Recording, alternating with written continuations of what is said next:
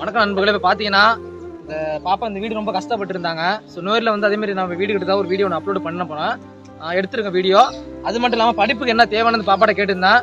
ஆனால் யூனிஃபார்ம் இல்லாமல் என்னால் ஸ்கூலுக்கு போக முடியலன்னு சொல்லியிருந்தாங்க. அதேமாரி இப்போதையும் பார்த்தீங்கன்னா பாப்பாவுக்கு வந்து நான் யூனிஃபார்ம் எடுத்து கொடுத்துருக்கேன். ஸோ இந்த வீடு வந்து நம்ம எவ்வளோ சீக்கிரம் கட்டணுமோ அவ்வளோ சீக்கிரம் கட்டி முடிக்கும் நண்பர்களே. ஏன்னா மழை சீசன் வேறு ஆரம்பிச்சிருச்சு. மழை வேறு பேஞ்சு இப்போ மழை கூட பேஞ்சிட்டு தான் இருக்குது. வீடு பார்த்தீங்கன்னா ஒளிவிட்டு தான் இருக்குது. வீடு ரொம்ப பழுதடைஞ்சிருக்கு.